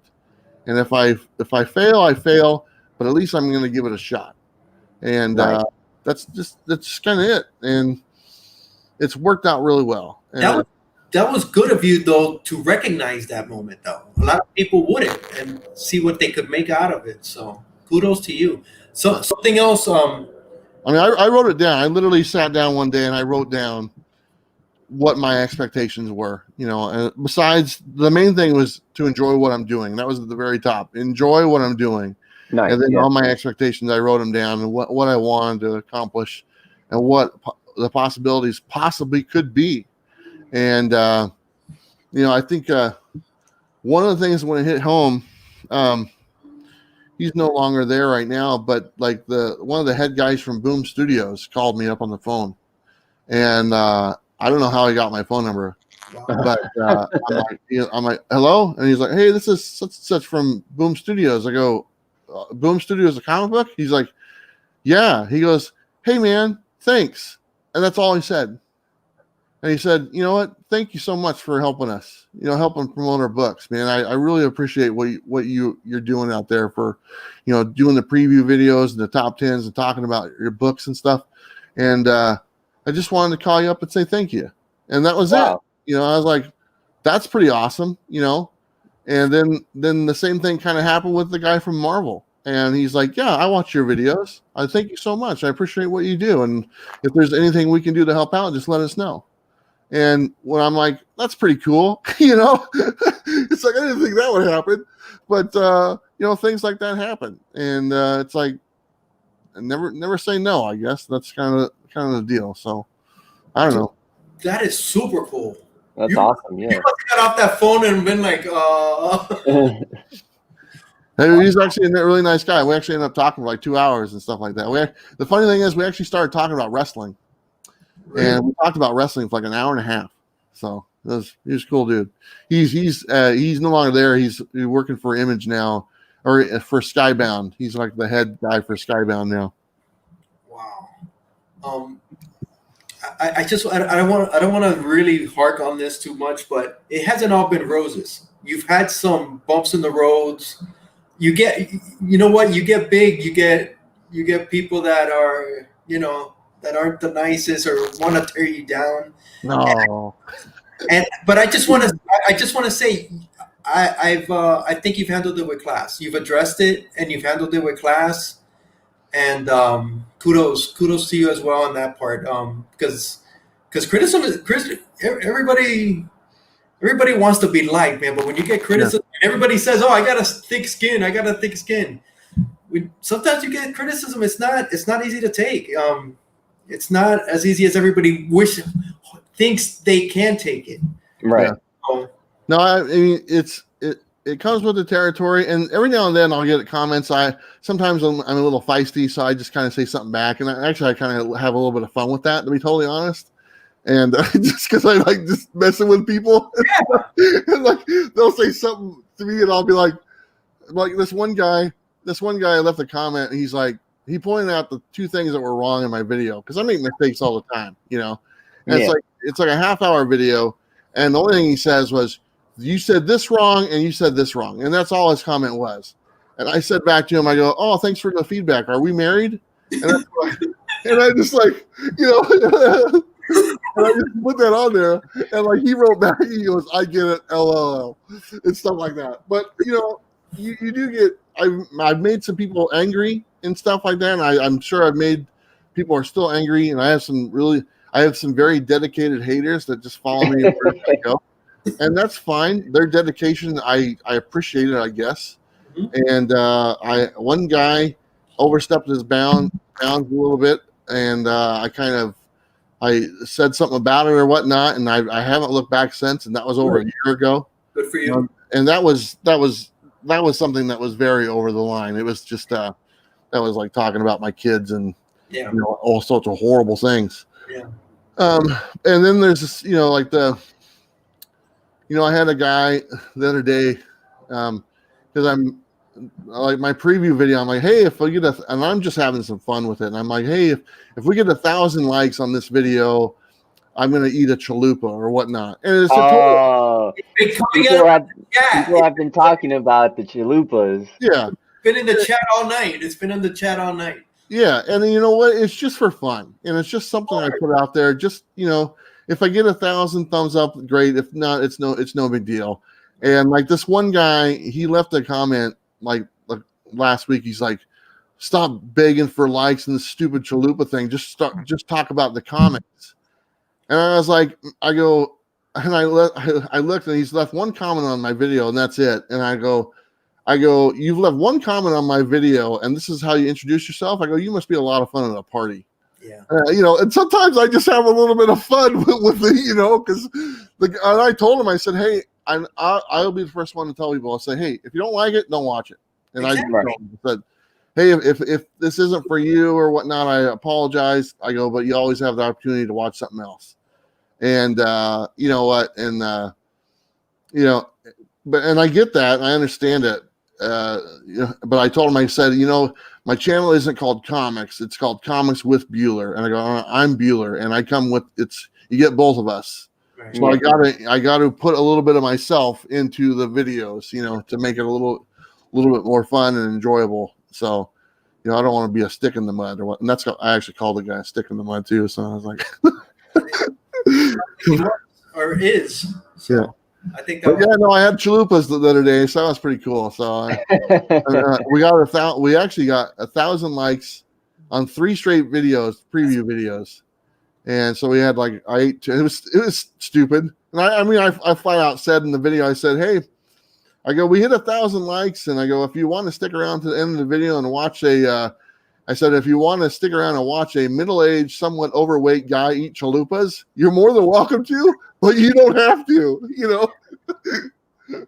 I go, I wouldn't, but it's all in good fun. So I think people can recognize that, and I said, yeah, it's stupid, but you know what? We need a little bit of stupid in 2021, something to kind of lighten things up. Hey, can you read that right there with Magic Lasso? That's I think that pretty much sums it up how you make people feel.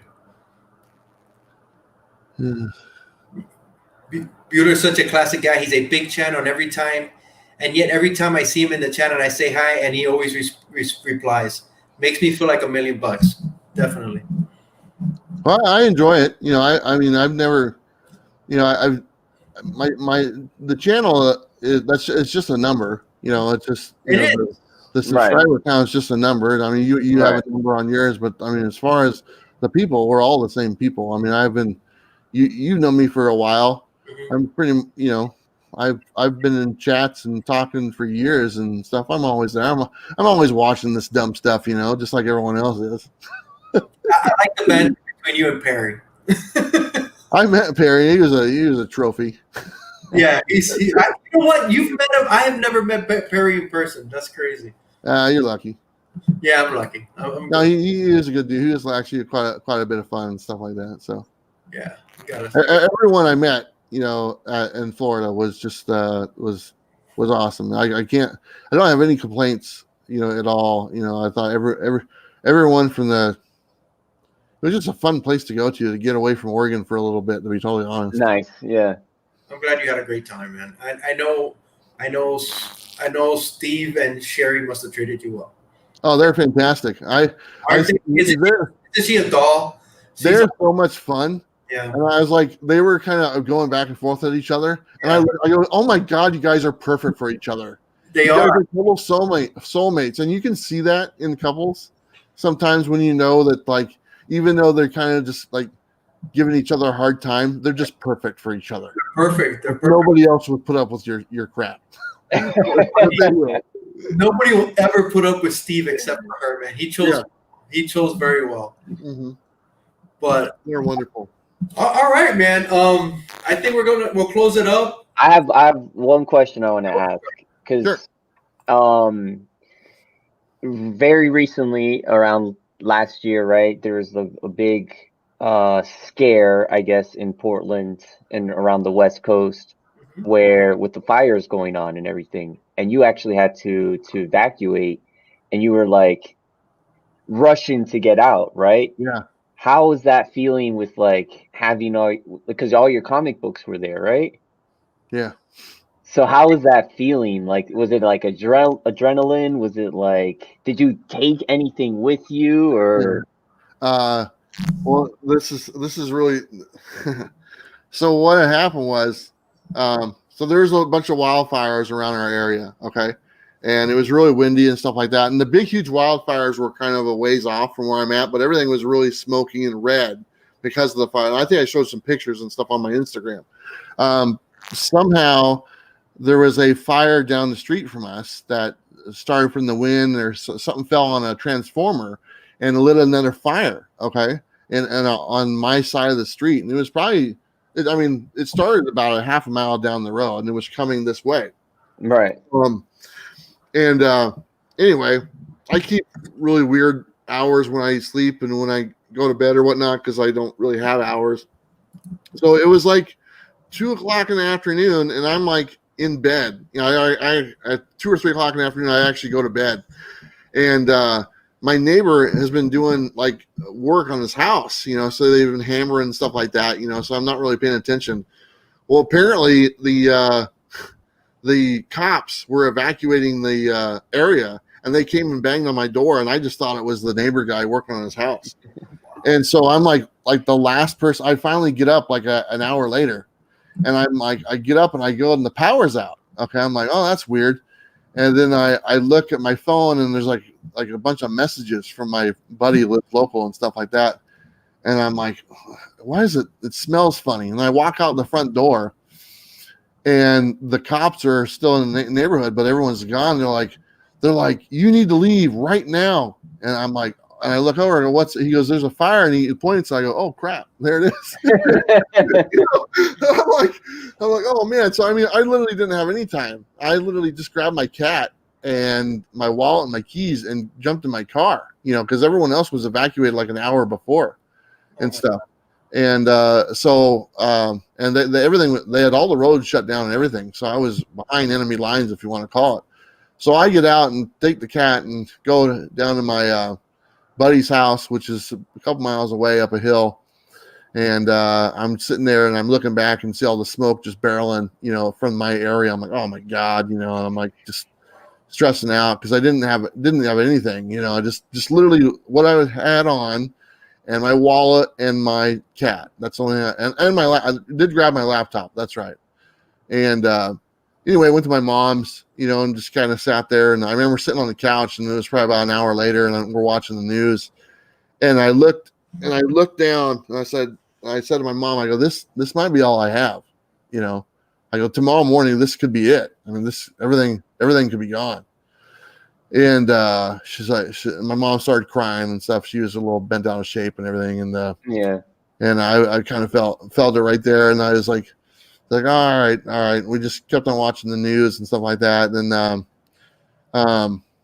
luckily, it sounded like they were getting it under control and stuff. And there's a building in between where my house is and where the fire stopped. It's almost the full length of the area, and we're on the side of a hill, and it was going up the side of the hill. But this building has a driveway that goes back really far that kind of breaks up the hill from one side to another. And so the fire company was able to get the fire truck way back there and like water down that whole side.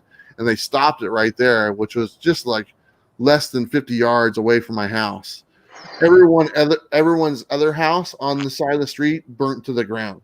So like there was like 6 houses that burnt to the ground that are just, I could throw a stone and hit where it was. And so anyway, I heard that night that it sounded like everything, they stopped it. So me and my son, he got off work, he came, met me at my mom's, and we snuck over here at like 2:00 in the morning because we couldn't, the street was all closed. So we parked like on the other side of the freeway. And we snuck over, and in the shades of dark, and everyone was evacuated. We got into the house like looters, and we filled up. And he grabbed some stuff, and I filled up a bag of clothes and stuff like that. And I grabbed like 5 books, 5 of my very special books, and that was it. And a couple other things, and we hiked back out and stuff, and just in case, the fire started back up, we wanted to have something. And luckily they put everything out, that night and stuff, and they got it all contained. So the morning we were able to come back to the house. But I remember driving back down the street and seeing the people's houses that were burnt down, that are just literally just right down the street. And then I got home and stuff, and then like 2 days, like the next day later, those big forest fires were heading our way. And so we're on high alert for that as well. So we had like a bug out bag set for like 2 weeks. And at any time we were going to have to evacuate our house, for like 2 weeks because of the fires. And that's when I showed that picture where the sky was red for like, it was literally like that and it was all smoke for 2 weeks. And it was like that forever. And it was just nuts. But it was really sad because I was going to walk down the street and take a picture of one of the houses that burnt down. And I walked down, and I went down that driveway I was telling you about, and I went to go take a picture, and the people were there that own the house, and they're sitting, picking through trying to find, and I felt so bad. I was like, oh my gosh, because that could have been me. Here they are going through their stuff, and there's nothing left. And it just like, it was close. I was a little surprised. But no, I did hit me, like I said, I did hit me that one point where I was like, man, this could be it. This could be all I have. I just have to start over. This should be interesting. But, luckily we were okay. My son goes, you grabbed your laptop, but you didn't grab mine. I'm like, what the hell? Have people started to rebuild? Nope. No. Actually it's, I was wondering that the other day. I was driving by, and they haven't even bulldozed, the rest of there's like a shell of a house, and whatnot, like with the one wall still standing. It's still there. They haven't done anything. It's like they just abandoned it, and I don't know what's going on. I don't know if the property was owned by one person or one place or whatnot. They had the different houses on, or if they're doing anything. So I don't know what's going on. Terrifying. Man, your whole life changes in one day, just like that. Just like that, man. Yeah, that's crazy. Geeks and Drinks was wondering if you remember the 5 books you grabbed. Yeah, they were. It was the one that Steve got me, the Hulk 181. It was the Amazing Spider-Man number 129, the first Punisher. Robbie called it. Yeah, Robbie called it. That was the one that my nephew got me. It was Contest of Champions number 1. That was the first book I got when I went to my first comic shop, and it was the Tom McFarlane signed Spider-Man number 1. I think it was those 4. I think it was those 4 books were the 4 I grabbed.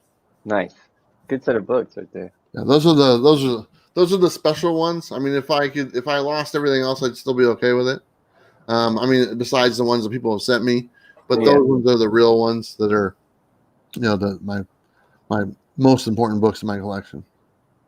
That's crazy. Robbie knows. Yeah, that guy was weird. You guys are kind of close. He nailed it. Yeah, Robbie's been stalking me all since last year. The first time. Now he does. Yeah, and now he's part of your videos, right? Yeah. Robbie's I don't know if you watch his channel, but he's had a lot of influence on me. As far as I don't ever tell him this, because I don't want him to get a big head or nothing like that. But he's actually since I got to know him since last year, I watch his channel, I enjoy it, and he's made me appreciate books more than I ever have before. Nice. And not that I didn't before, but I really enjoy reading books a lot more than I used to, and it's pretty much because of him, to be totally honest. So. His reviews are great, yeah. Second to none. His reviews books are second to none. Yep. Second to none. His knowledge.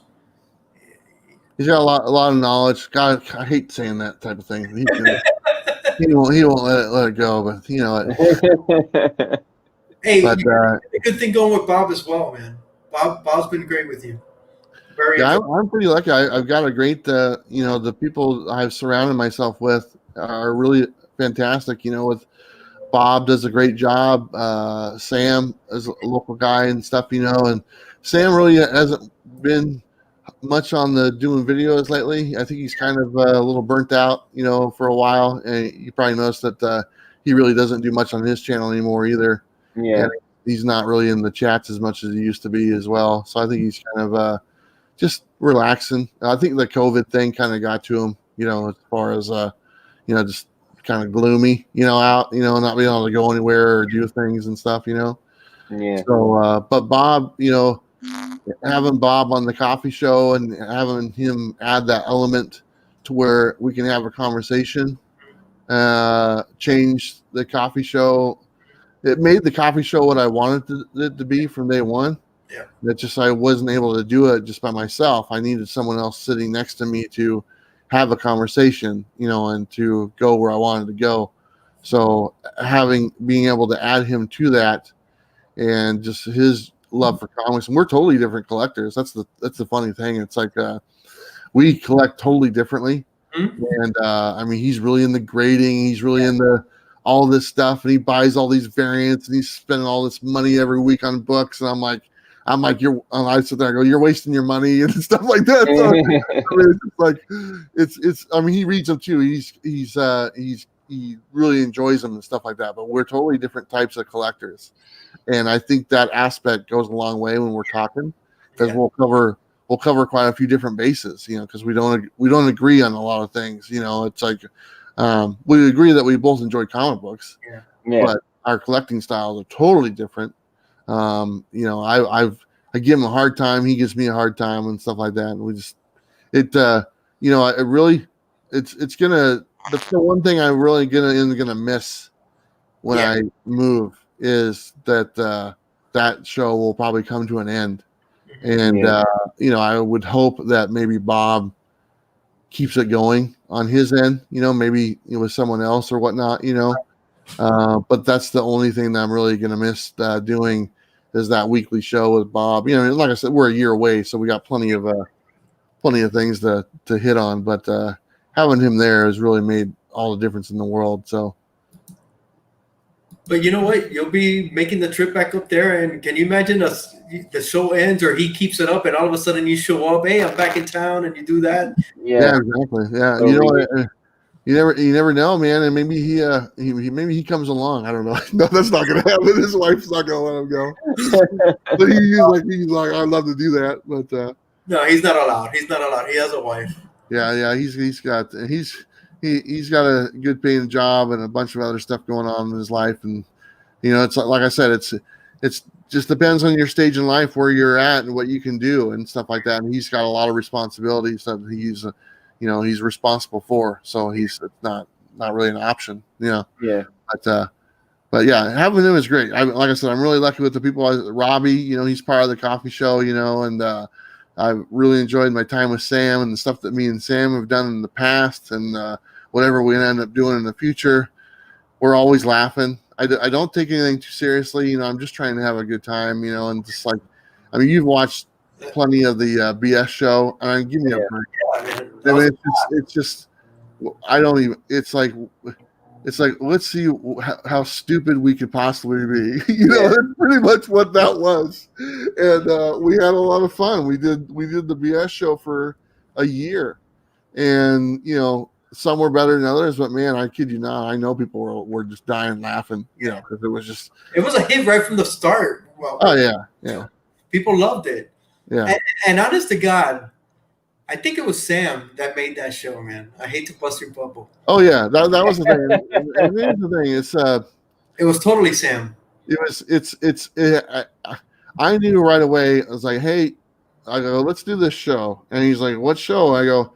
And literally, from the first day, I didn't even tell him what to do. I was like, I told him, I said, you're the host. He's like, what? And that's all I said. I said, you're the host. And he's like, okay. And that's all I said. I'll come up with some different segments and stuff like that. We'll put it in there, but you're the host. I go, instead of, because everyone's going to expect me to be the host. I go, but you're going to be the host. He's like, okay. And he kind of goes in there and he's like, hey. And well, I'm just waiting for him to say something. It's just the most uncomfortable, awkward thing. Yeah, he was the part. and then I told him, I said, Sam, I go, I'm going to be miserable. He's like, what do you mean? I go, I'm just going to act like I don't want to be there. I go, that'll be the show. You're the host, and I don't want to be there, and that's what we're going to do. And we'll put in some segments. We'll do a movie review segment. I always ask them, oh, what did you have for dinner last night? And it's just random shit like that, And it's just like we would just go, and he would just come up with stuff, and I just be miserable the whole time. And it was just fun, It was just fun, it was something different, and it was easy to say, hey, this is the worst show on YouTube, and play off that type thing. Yeah. But I know people enjoyed it, and I know Sam enjoyed it for the most part. I think sometimes he got a little pissed off here and there, because people would give him a hard time about Becky or whatnot. Becky, that's what I was going to ask you. What's the girl's name? Becky, yeah. Yeah, bro. That was hilarious. But, we did a little Christmas special one, and that was kind of fun doing that again and stuff. And, but like I said, many a times I said, I go, I couldn't do that show with Bob. Bob and I couldn't do that show. Just I feel the same way about the coffee show. I couldn't do the coffee show with Sam. Right. You play the people's strengths, what they're good at, and if you can recognize what they're good at, and stuff like that, and then let them shine. That's what it is. Bob does really good at what he does, but Bob wouldn't do a very good job on the BS show. No. Sam does really good on the BS show. Okay, like you said, he makes the show. Does. Bob couldn't do that, and vice versa. Sam couldn't do what Bob does, or everything. So it works out really well. I'm pretty lucky to have a couple guys in there that I've been able to have some fun and make some enjoyable content. I've thought about going back and cutting up the BS show and just doing little segments and re-releasing them, like horrible movie reviews with Bueller or with Sam and Bueller. And just a little movie review where it's just Sam going, yeah, this one, the guy, and I'm like, Sam, and then he's like, and the girl in there, Becky, and I'm just back and forth, and just cutting these up, in little 5-minute videos and stuff like that. And I think that'd be kind of funny for people to see and stuff. But those are good times. I've laughed, I've cried, yeah. And that BS show was something I never thought we'd be doing, and I don't think anyone else could do it. I don't think anyone else could pull it off besides him and I. So I take a lot of pride in that one. That's awesome. A lot of fun right from the start, man. At the beginning, everybody was like, "Wait a second, what is this?" And then it was that was the thing. I go, Sam. I go, to make this work, you have to be the host, and I have to be totally different. Because everyone, oh, Bueller, he's, nice guy and everything, and he's positive and everything and stuff. And I go, I have to be the opposite. I have to be like, man, this sucks. I hate being here. This is ridiculous. That was stupid. And I go, that's how it's going to work. He's like, are you sure? I go, you trust me, it'll work. And we just kind of rolled from there. So it did. All right, man. I'm glad we're back, man. I missed this, Javi. I missed doing this. I'm glad we're back up. Bueller, man, thank you so much for coming. Do you got anything coming up on your channel you want to plug? Well, the coffee video on Monday, that's a normal thing. I think I have a video coming out this week. I think just a regular haul video, just some books I picked up last week that I got a really good cheap deal for a bunch of books. And I might make another video just for the hell of it. I don't know, just something that I wrote down. I think I sent myself an email. I was sleeping the other night. I had an idea, and I sent myself an email. I got to look at it. And that's normally how my videos come. I think of something, I write it down or send myself an email, and I read it later. Go, okay, that's it. So nice. I might have 2 videos. So yeah, that's about it. That's awesome, man. Thank you so much for coming. Javi, what you got going on? We got going on next week the Start Me Up show. Going to be on my channel, and hopefully we'll do a Silver Age Sunday sometime soon. Nice. I'm thinking about maybe changing the time because I know we were doing noon o'clock Eastern time, but that translates to 9 a.m. Yeah, what the hell, man? Football's I'm sleeping when you guys are doing that show. Yes, I've been sleeping in lately, but maybe I'll push the time back a little bit for Silver Age Sunday. Football's over, so that's not a bad idea. Good stuff, good stuff. Maybe we'll do it sometime later in the afternoon. But besides that, we'll be here every other Wednesday Yes. on the new Inquiring Mind show, Behind the Comics. Behind the Comics. I want to thank Bueller, man. It's been a pleasure getting to know you even more. I hope you had a good time. Javi, I'm like I said before, I'm so happy we're back. And, man, I want to thank everybody that watches this on the replay, everybody that was in the chat. Man, thank you so much. At the beginning, I was like, nobody's going to show up. So I'm really happy. Yeah, everybody in the chat, thank you so much for being here, you guys. So much. Thank you. And we'll see you in 2 weeks. We'll be back here Wednesdays at 9 in 2 weeks. Awesome. Thank you. So long from the Sunshine State. Take care and thank you for stopping by. Take care.